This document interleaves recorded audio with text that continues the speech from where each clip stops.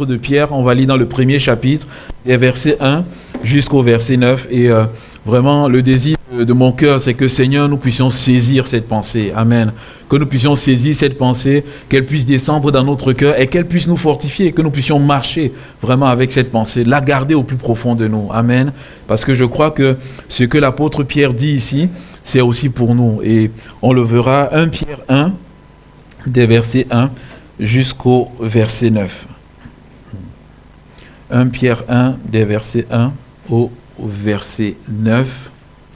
Donc c'est l'apôtre Pierre qui parle et il dit ceci: Pierre, apôtre de Jésus-Christ, à ceux qui sont étrangers et dispersés dans le Pont, la Galatie, la Cappadoce, l'Asie et la Bithynie, et qui sont élus selon la prescience de Dieu le Père, par la sanctification de l'Esprit, afin qu'ils deviennent obéissants et qu'ils participent à l'aspersion du sang de Jésus-Christ. Que la grâce et la paix vous soient multipliées. Béni soit Dieu, le Père de notre Seigneur Jésus-Christ, qui, selon sa grande miséricorde, nous a régénérés pour une espérance vivante par la résurrection de Jésus-Christ d'entre les morts, pour un héritage qui ne se peut ni corrompre, ni souiller, ni flétrir, lequel vous est réservé dans les cieux, à vous qui, par la puissance de Dieu, êtes gardés par la foi, pour le salut prêt à être révélé dans les derniers jours. C'est là ce qui fait votre joie, quoique maintenant, puisqu'il le faut, vous soyez attristés pour un peu de temps, par diverses épreuves, afin que l'épreuve de votre foi, plus précieuse que l'or périssable, qui cependant est éprouvée par le feu, ait pour résultat la louange, la gloire et l'honneur, lorsque Jésus apparaîtra. Lui que vous aimez sans l'avoir vu, en qui vous croyez sans le voir encore, vous réjouissant d'une joie ineffable et glorieuse, parce que vous obtiendrez le salut de vos âmes pour le prix de votre foi. Amen. Que Dieu soit béni. Un texte magnifique. Pierre, c'est le pasteur. Et Pierre, qu'est-ce qu'il fait? Il donne ce texte aux chrétiens. Une destination nombreuse à plusieurs chrétiens. Si vous voyez bien dans l'introduction, il dit aux chrétiens qui sont dans le Pont, dans la Galatie, la Cappadoce, la Bithynie, toute cette région de l'Asie. Pierre il ne parle pas simplement à des chrétiens particuliers d'une seule région, mais à des chrétiens de plusieurs régions. Alléluia. Il dit à ceux qui sont dispersés partout. Et là, quand j'ai lu ce texte, je me dis, Seigneur, c'est vrai, Pierre, il parle à ceux qui sont dispersés partout à ce moment-là, mais il parle aussi à ceux qui sont dispersés partout aujourd'hui. Alléluia. Et dans ce passage, c'est vrai qu'on ne rajoutera rien à la Bible, parce que Jésus a dit, on ne rajoutera rien, on ne retranchera rien. Mais dans notre cœur, dans notre foi, on peut dire, mais Pierre qui écrit aussi à tous les chrétiens qui sont étrangers et dispersés dans toute la région de Saint-Fond. Étrangers et dispersés dans toute la région de Vénissieux, étrangers et dispersés dans toute la région lyonnaise, étrangers et dispersés sur toute la terre entière. Et c'est vrai, sur toute la terre entière, il y a les chrétiens qui sont dispersés de partout. Alléluia. Il n'existe pas un pays, il n'existe pas un lieu sur cette terre où il n'y a pas de chrétiens. Il y a des chrétiens qui sont dispersés partout. C'est la raison pour laquelle ce message de ce matin s'adresse à nous aussi aujourd'hui. Et il s'adresse à nous d'une façon particulière parce que dans ce passage, bien aimé, il y a plusieurs pépites. Il y a plusieurs pépites spirituelles que le Seigneur aimerait que nous puissions serrer sur notre cœur. Et ce sont ces pépites spirituelles qui vont nous donner d'avancer. Alléluia. Premièrement, il écrit à qui? À ceux qui sont étrangers. Alléluia. À ceux qui sont étrangers. Il dit à ces chrétiens qui sont étrangers, il dit aux chrétiens, vous étiez autrefois du monde, avant que vous soyez régénérés. Il dit, béni soit Dieu, le Père de notre Seigneur Jésus-Christ, qui selon sa grande miséricorde, qui selon son grand amour, la grande pitié qu'il a eue pour nous, nous qui gisons dans le péché, il est venu nous chercher, il est venu nous sauver, il est venu faire de nous des nouvelles créatures. Autrefois, nous étions nous étions éloignés de Dieu, mais maintenant nous sommes enfants de Dieu, mais maintenant nous sommes étrangers sur la terre. Une autre version, la pensée grecque dit ceci, vous êtes voyageurs sur la terre. Ah, mon frère, ma sœur, on est de passage sur cette terre. Alléluia. On n'est pas destiné à rester sur cette terre. Ceux et celles qui mettent leurs mains dans la main de Jésus, Jésus dit, vous êtes nés sur cette terre, mais du moment où vous naissiez de nouveau, votre destination n'est plus sur la terre. Ma destination, c'est le paradis. Donc, sur cette terre bien-aimée, on est en train de passer. Serrons cette pensée sur notre cœur. Je suis de passage sur cette terre. je ne vais pas m'arrêter sur cette terre. Alors je ne vais pas m'accrocher aux réalités de la terre. Je ne vais pas m'accrocher aux choses de la terre. Mais je dis, Seigneur, donne-moi de m'accrocher aux réalités célestes. C'est vrai, deux fois, il y a les choses qui sont bonnes sur la terre. Alléluia. Ah, en tout cas, moi, j'ai expérimenté des bonnes choses sur la terre. Amen. Il y a des bonnes choses sur la terre. C'est vrai. C'est vrai ou c'est pas vrai, bien-aimé? Il y a des bonnes choses sur la terre, disons-le. Avoir un repas, c'est une bonne chose. Avoir une maison, c'est une bonne chose. Ce matin, c'est vrai qu'il fait un peu froid, le programme n'a pas déclenché, mais il va bientôt chauffer. Avoir la chaleur, c'est une bonne chose, bien-aimé. Amen. Parce que je vous vois, avoir la chaleur, c'est une bonne chose. Si on coupe toutes les vannes, il fait froid ici, vous allez dire, ah, le pasteur, voilà, il y a les dîmes et les offrandes qui sont données, mais on ne déclenche pas. Mais c'est une bonne chose, bien-aimé. Il y a des bonnes choses sur la terre et on est en droit de se réjouir de ces choses. Mais le Seigneur nous dit, oui, je vous réjouis de ces choses, mais ce n'est pas pour que vous soyez attachés à la terre, pour vouloir rester sur cette terre. Seigneur, nous, on veut partir au paradis. Alléluia. Alors, Seigneur, quel que soit ce que je vais vivre sur cette terre, donne-moi toujours de croire et de penser que je ne suis que de passage sur la terre. Je ne vais pas m'arrêter ici. Amen. Bien-aimés, sommes-nous des voyageurs? Alléluia, je réponds pour vous. Et l'apôtre Pierre, qu'est-ce qu'il fait? Alors qu'il encourage ses bien-aimés de ne pas regarder sur la terre, il va dresser toute une liste de bénédictions, bien-aimés. Il va énumérer cela afin de leur dire, affectionnez-vous aux choses d'en haut. Ce sont ces choses d'en haut qui vont remplir votre cœur de la joie, de la force, de la foi pour continuer de marcher. Amen. Parce que la marche n'est pas facile. Dans la marche, il y a la souffrance. Et ce deuxième point que je vais aborder, ce point, c'est la joie dans la souffrance. Dans la marche, il y a la souffrance. Et dans ce verset, il dit, dans le verset 6, c'est là ce qui fait votre joie. C'est là ce qui fait votre joie. Qu'est-ce qui fait la joie de ces chrétiens? Il dit, vous êtes dans les épreuves. Vous êtes dans diverses épreuves, mais il y a une joie qui est votre partage. Et là, l'apôtre, il vient de citer tout un héritage. Il dit, premièrement, à vous qui êtes élus selon la prescience de Dieu. À vous qui avez été choisis par Dieu. Alléluia. Bien aimé, la pensée de l'élection. On n'a rien demandé à Dieu. Mais le Seigneur, il est venu et il est venu nous choisir. C'est un peu comme ce matin, Odile, elle ne me demande rien. Et j'ai dit, Odile, viens.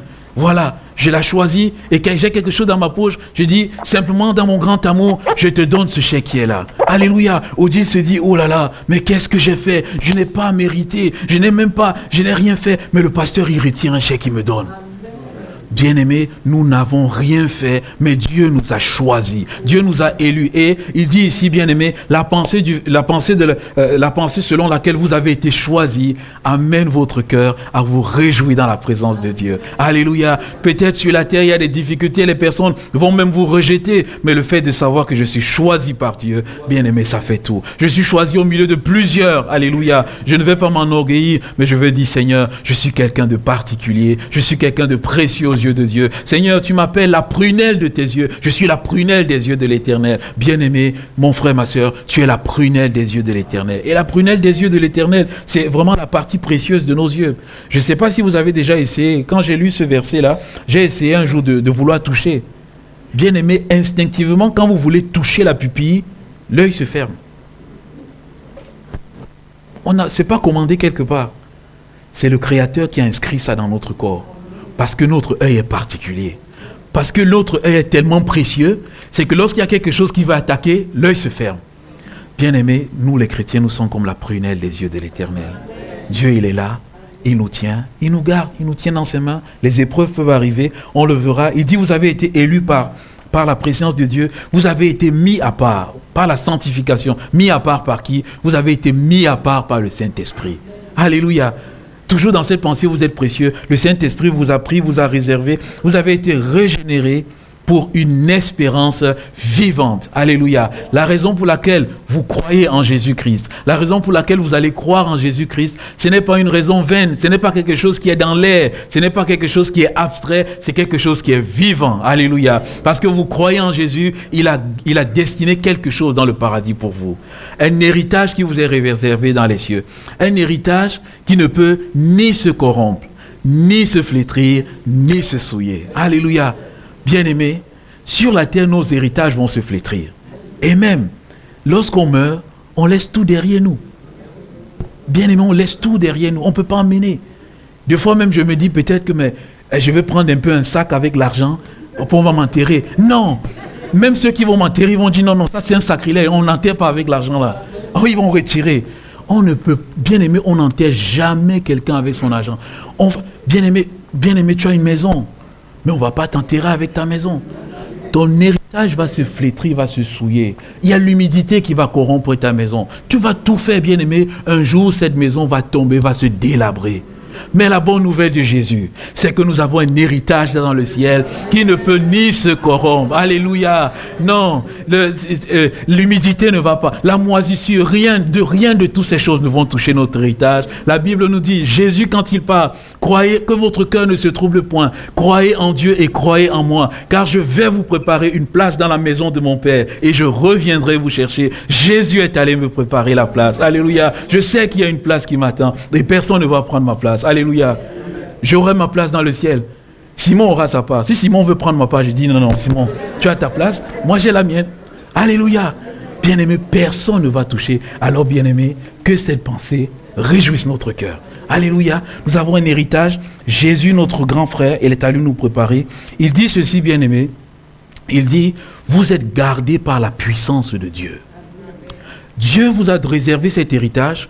Mais sur cette terre, vous êtes gardés par la puissance de Dieu afin de ne pas faillir dans votre marche.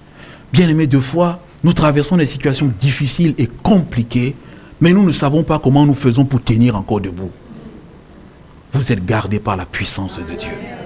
C'est Dieu qui, dans sa puissance, vient, il nous donne une force. Il a dit à l'apôtre Paul, c'est dans ta faiblesse que ma force ça se manifeste. Alléluia. Alors, bien-aimé, lorsque tu marches dans ta faiblesse, compte sur la puissance que Dieu va manifester. Il a fait dans la vie de son fils Jésus-Christ. Jésus a été pèlerin et voyageur sur la terre. Jésus le disait toujours, mon royaume n'est pas de ce monde. Alléluia. Ma maison, ce n'est pas ici. Je suis de passage, je vais à Canaan. Je vais au paradis. Alléluia. Quand il était à Gethsémani, Jésus a prié. C'était comme les grumeaux de sang. Il a combattu dans la prière. Dieu l'a aidé parce que Dieu lui a donné la parole qui le rend puissant, qui le rend fort. Dieu lui a donné la capacité de se soumettre à sa volonté. Mais quand Jésus a fini de prier, qu'est-ce que la Bible dit? Les anges sont venus le soutenir. Dieu a envoyé les anges pour venir soutenir encore. Bien-aimé, j'ai parlé du ministère des anges. Des fois, les anges vont venir nous soutenir, bien-aimé. Des fois, ce sera par les anges. Des fois, ce sera par plusieurs autres moyens. Mais bien-aimé, sachons une chose, c'est que nous sommes gardés par la puissance de Dieu. Et Dieu veut fortifier notre... Il y a un passage dans Jude. Si les frères à la vidéoprojection peuvent nous l'afficher. Jude 1 et le verset 24. Jude 1, le verset 24, il dit simplement « À celui qui peut nous préserver de toute chute. » Alléluia. À celui qui peut nous préserver de toute chute et de nous faire paraître dans sa gloire irrépréhensible. Oh Seigneur, merci. Voilà, à celui qui peut nous préserver de toute chute et vous faire paraître devant sa gloire irrépréhensible et dans l'allégresse. À notre Dieu seul sauveur, à Jésus-Christ notre Seigneur, à lui seul soit la gloire. Bien-aimé, Dieu est celui qui peut nous préserver. Il peut nous donner de tenir ferme. Des fois, on traverse des situations difficiles. On se dit, mais Seigneur, est-ce que je vais pouvoir tenir? Est-ce que je vais pouvoir résister? C'est vrai, Seigneur, dans mes propres capacités, je ne sais pas. Mais par la foi, je sais une chose, c'est que tu vas me garder, tu vas me maintenir debout. Il y a un ancien chant que moi j'aime beaucoup. C'est « Jésus peut te garder debout, il te tiendra par la main. Oui, Jésus peut te garder debout. » Je vois les anciens qui sourient. Ils connaissent ce chant. Alléluia. Jésus bien-aimé peut te garder debout. Mets ta foi en lui. Mets ta foi en lui parce que les souffrances bien-aimées ne sont pas évitables. Il le dit ici.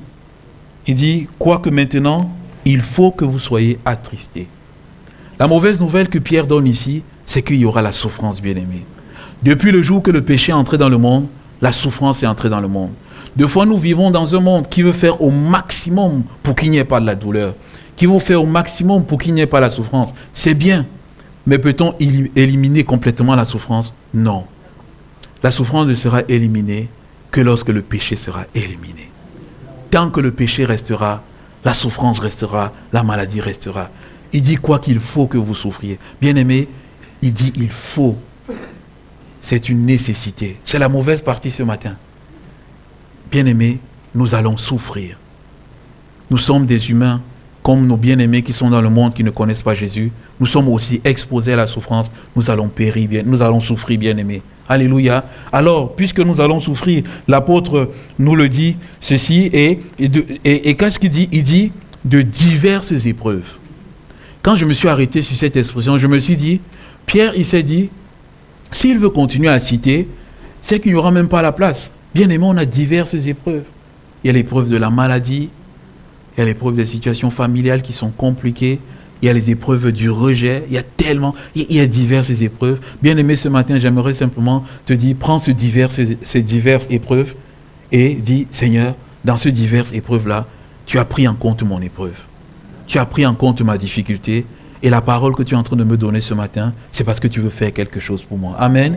Parle de diverses épreuves qui sont là et ils ne nous cachent pas, nous restons humains, nous sommes exposés à ces choses, nous allons souffrir dans les épreuves, nous versons des larmes, même le chrétien versait des larmes. Le chrétien qui ne versait pas des larmes, en tout cas je ne sais pas, je n'ai jamais vu. Nous serons dans la douleur, nous serons dans les déceptions, dans toutes ces choses bien-aimées. Alléluia.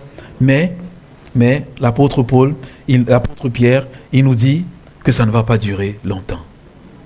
Il dit pour un peu de temps. Et des fois, je disais la dernière fois mardi, mais Seigneur, ce peu de temps, c'est combien de temps? On ne sait pas. On ne sait pas. Ce peu de temps, est-ce que c'est 2 mois? On ne sait pas. L'épreuve arrive, on la voit arriver, mais on ne sait pas jusqu'à quand elle va finir. 2 mois, 3 mois, 6 mois, 1 an, 10 ans, 25 ans. D'autres qui ont été dans l'épreuve peut-être toute leur vie, mais il dit pour un peu de temps. Pour un peu de temps parce que Jésus va revenir. Pour un peu de temps parce que Jésus va venir prendre vos vies. Pour un peu de temps parce que Jésus va vous amener dans le paradis où il n'y aura ni souffrance, ni douleur, ni rien de semblable, ni pleurs, mais il n'y aura que de la joie. Ah, bien-aimés, le Seigneur qui nous fortifie par sa puissance, tenons encore ferme pour un peu de temps.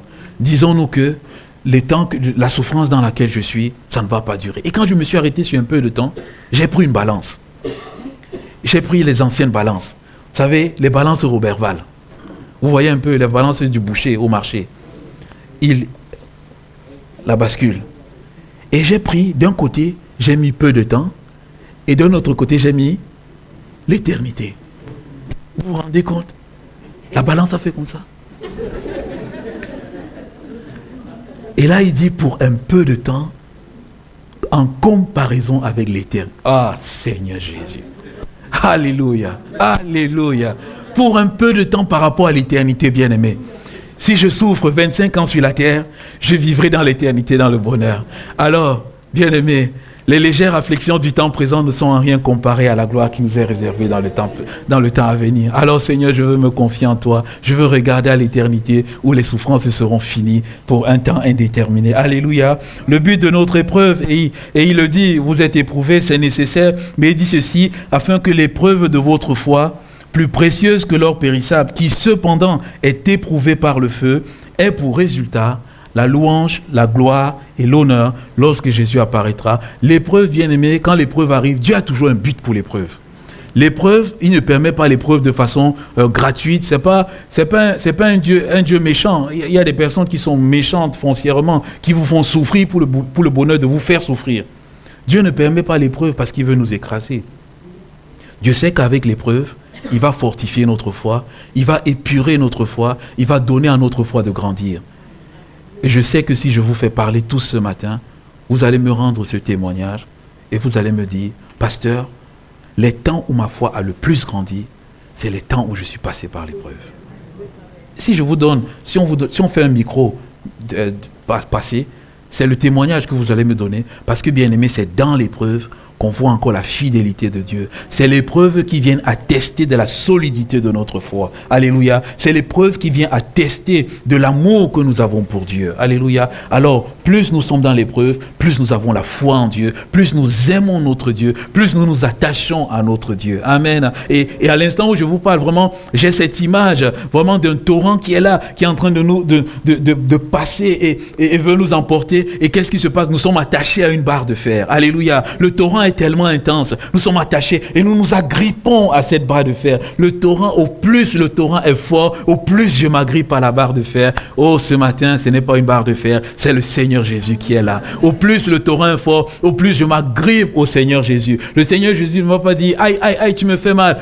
Non, il ne dira pas cela, parce que le Seigneur Jésus a la capacité de nous tenir fermes. Bien-aimé, attache-toi, agrippe-toi au Seigneur Jésus. De dire, comme Job l'a dit, 13, le verset 15. Quand bien il me tuerait, je continuerai de croire en lui. Je continuerai de m'attacher à lui. Seigneur, je ne connais pas. Seigneur, je ne comprends pas. Seigneur, je ne sais pas. Seigneur, c'est douloureux. J'ai prié, mais Seigneur, là, c'est la chose contraire qui arrive. Mais je veux continuer de m'attacher à toi parce que toi, tu es vrai et moi, je peux être faux, je peux être menteur. Toi, tu es vrai, mais les hommes peuvent me tromper. Toi, tu n'as jamais failli. Tu es l'alpha et l'oméga. Avant que le monde existe, tu existais déjà. Tu connais la fin de toutes choses, Seigneur. Tu n'as pas été créé. Tu as toujours été là. Alors, Seigneur, il est bon pour moi de me confier en toi que de me confier en toute autre chose. Alléluia. Agrippons-nous à ce Seigneur. Et il dit simplement à la fin sera quoi? La louange. Alléluia. La louange, lorsque Jésus apparaîtra, c'est vrai. Dans le ciel, on sera en train de louer. Mais déjà, c'est aussi la louange sur cette terre. Alléluia. Lorsqu'on traverse déjà l'épreuve sur cette terre, qu'on est guéri, quand le dimanche arrive, on a envie de louer le Seigneur. Je veux raconter dans la grande assemblée ce que le Seigneur a fait pour moi cette semaine. Amen. Je veux dire les merveilles de sa majesté. David dit la splendeur glorieuse de ça. Il ajoute des mots tellement magnifiques. La splendeur, bien aimé, lorsque le Seigneur fait quelque chose dans votre vie le matin, soyez le premier à louer le Seigneur le matin. Alléluia. Dès que le pasteur finit de chanter, avant même que je commence à prier, dévancez-moi, proclamez les merveilles du Seigneur. Alléluia. C'est la louange, la joie que le Seigneur met dans notre cœur.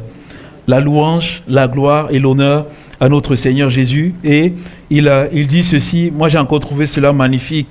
Il encourage ces chrétiens, et moi aussi je veux nous encourager par ce verset 8. Il dit, lui que vous aimez sans l'avoir vu. Bien aimé, je me suis arrêté dessus, et des fois c'est les passages sur lesquels on a besoin de réfléchir. Lui que vous aimez sans avoir vu. Peut-on aimer quelqu'un de façon profonde sans l'avoir vu? Je ne pense pas. C'est vrai, on peut prier pour quelqu'un qui est de l'autre côté au bout du monde. Mais je ne peux pas aimer cette personne comme j'aime mon épouse. C'est impossible. Moi, je la vois, je la connais et je peux l'aimer. Mais celui-là, je le vois, je le connais, je ne le vois pas, je ne le connais pas. L'amour ne peut pas être aussi intense. Je ne sais pas si vous saisissez le point. La personne qui est à côté de moi, j'ai plus de facilité à l'aimer parce que je le vois, je touche, c'est quelque chose de palpable. Mais celui qui est loin, je ne vois pas. Mais ici, il dit ceci. Vous aimez quelqu'un que vous ne voyez pas. Il dit, mais bien aimé, votre foi est encore tellement grande. Alléluia. Vous aimez un Seigneur que vous ne voyez pas. Ce n'est pas abstrait. Et peut-être même les gens, et bien aimé, la vérité, elle est la suivante. C'est pourquoi, des fois, ceux qui ne connaissent pas encore Jésus peuvent dire, mais comment vous aimez quelqu'un qu'on ne voit pas? C'est pas possible. Comment vous aimez quelqu'un que vous n'avez... On dit qu'il est mort depuis 2000 ans. Vous nous dites qu'il est encore vivant. Et vous l'aimez tellement, à tel point que vous êtes prêt à mourir pour lui. Mais c'est insensé. Mais l'amour insensé, c'est un amour raisonnable pour Dieu. Alléluia. C'est un amour qui est fondé dans la foi de Dieu. Bien aimé, notre foi, elle est forte parce que nous aimons Jésus que nous ne le voyons pas. Et il dit encore ceci. Et lui en qui vous croyez, sans le voir encore. C'est encore compliqué parce que dans ce monde, on a souvent cette phrase, moi je suis Thomas. Vous avez déjà entendu cela ou pas? Moi je suis Thomas. Si je ne vois pas, je ne crois pas. Mais qu'est-ce que Jésus a dit à Thomas? Heureux ceux qui croiront sans avoir vu. Alléluia. Il dit ceux-là qui croiront sans avoir vu, ils seront beaucoup plus heureux. Il disait Thomas, toi tu me vois, mais après moi, après toi là, il y aura des générations de chrétiens qui ne m'auront pas vu et qui vont croire en moi. Eux, ils seront heureux, Thomas. Toi, tu as douté, mais eux, ils seront heureux. Mais bien sûr, Thomas, il a confessé après mon Seigneur et mon Dieu. Bien-aimé, Jésus dit, le fait de croire en lui sans l'avoir vu, c'est une source de joie. Amen. Bien-aimé, mon frère, ma soeur, sois rempli de joie par le fait que tu vois le Seigneur. Et il le dit, vous réjouissant d'une joie ineffable et glorieuse. Et la joie ineffable, je me suis arrêté sur ce mot, ineffable. En fait, c'est une joie dont on ne peut même pas décrire.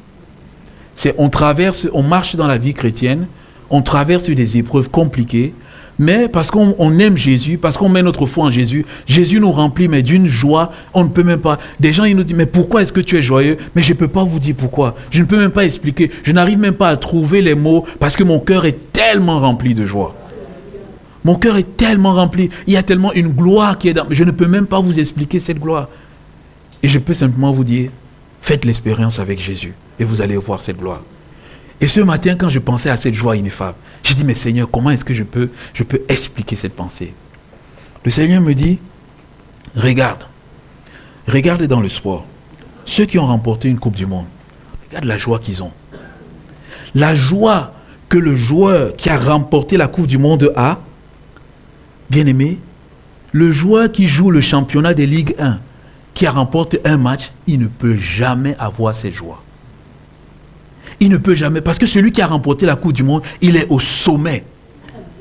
Et la joie qu'il vit en ce moment-là, c'est une joie tellement profonde que tu ne peux expérimenter que lorsque tu as vécu le moment. Alléluia. La joie de Christ, on ne peut l'expérimenter que lorsqu'on a vécu Christ. Alléluia. Tant qu'on n'a pas vécu Christ, deux fois on veut les choses à l'inverse. Deux fois, on veut la joie de Christ sans avoir Christ. Mais Jésus nous dit ceci, saisis ma main, saisis-moi et tu auras ma joie ineffable. Bien aimé, c'est une joie qu'on ne peut même pas décrire. Même le joueur de foot, quand il est là, et des fois il dit quelques mots, mais c'est tellement... Si on prend un vidéoprojecteur et qu'on scanne son cœur, ça va partir dans tous les sens. Il est tellement heureux. Bien aimé, c'est une joie que nous ne pouvons pas décrire, mais laissons-nous remplir de cette joie. Réjouissons-nous dans cette joie. L'apôtre Paul disait à ses bien-aimés, réjouissez-vous dans le Seigneur. Je le répète, réjouissez-vous. Amen. Réjouissez-vous dans votre unité, dans votre communion, parce que lorsque vous traverserez par ces moments difficiles, le Seigneur vous donnera cette joie, qui va vous donner de tenir devant les douleurs, de tenir devant les difficultés. Moi, je m'imagine Étienne, vous voyez, Étienne, il est en train d'être lapidé, et quand Étienne est en train d'être lapidé, Étienne ne pleure pas, non. Étienne dit, je vois le ciel ouvert. Je vois Jésus, il est debout, à la droite de Dieu. Pendant qu'on est en train de le lapider, bien aimé, les coups, ça fait mal. Ça fait mal. Si je prends un caillou ou si je vise à quelqu'un, ça va faire mal, bien aimé. On est en train de lapider Étienne, mais il est tellement saisi par la gloire de Jésus que la joie glorieuse de Jésus remplit son cœur, que la joie de Jésus devient comme une anesthésie dans ses douleurs, et de lui donc de dire, Seigneur, ne leur impute pas ce péché. Bien aimé, la joie peut devenir une anesthésie dans nos douleurs.